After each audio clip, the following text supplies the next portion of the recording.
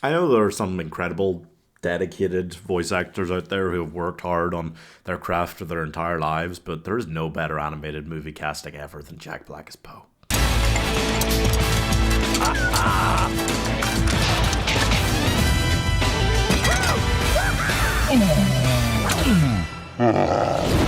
DreamWorks Kung Fu Panda. I have to admit it, this just grows on you. When I first saw this film went in cinemas for my birthday, I kind of went, yeah, cool. But for years, I have been seriously underrating this film. And I just can't believe it.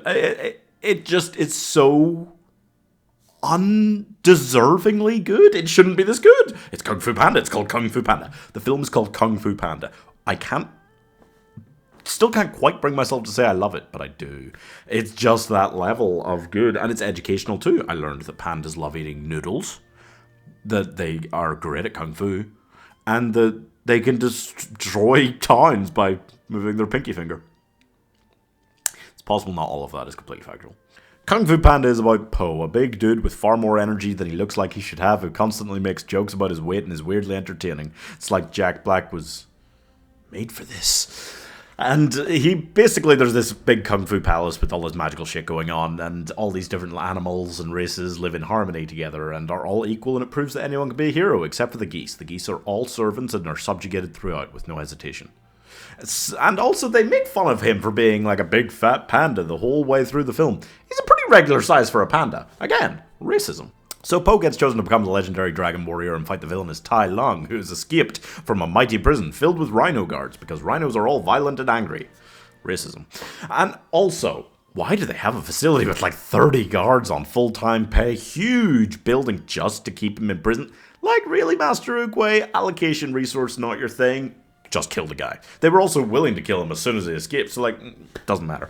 By the way, the way that they build Tai Lung as a villain, the jailbreak scene, all of that, just showing him in the shadows, locked up into one position because he's too dangerous to be allowed to even walk around that cell.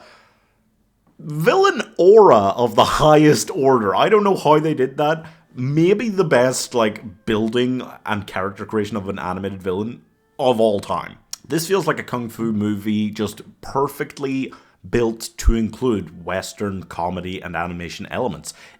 Like, the animators actually visited China. They actually did, like, a 6-week kung fu course before they made this film.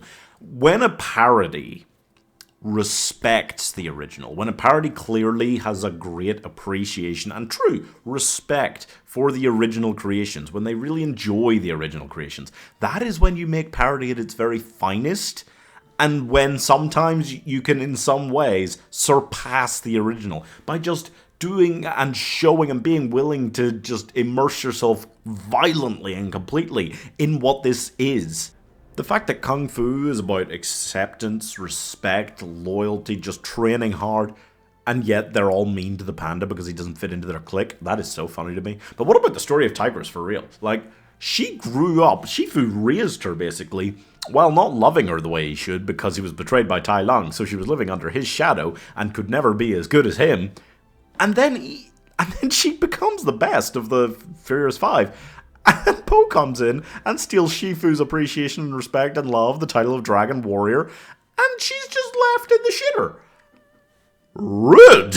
The trio of Tai Lung fight scenes, the jailbreak, the Furious Five fight, and the final fight. Legendary. Just all of those scenes, unbelievable. The training montage is awesome. They're just these really surprisingly emotional moments. Oogway's death scene. What the what is going on here? It just can't be. It can't be that good. This is a film I feel like I want to hate, and I can't bring myself to do it even vaguely. Like Jack Black. He should be more annoying than he is. Why is he not? I don't know. But it just works. This, as a parody, you can tell that, and this goes for all the best parodies, you can tell that it's laughing with the original works, not at them. That's a huge difference for me between great parody and just kind of trash. So I'm giving Tenacious P 4.5 stars. They do spend the entire film, by the way, just making fun of him being a panda because he's too big to be a kung fu master.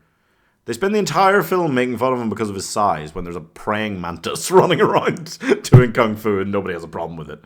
Not an issue. Subscribe for more hard truths.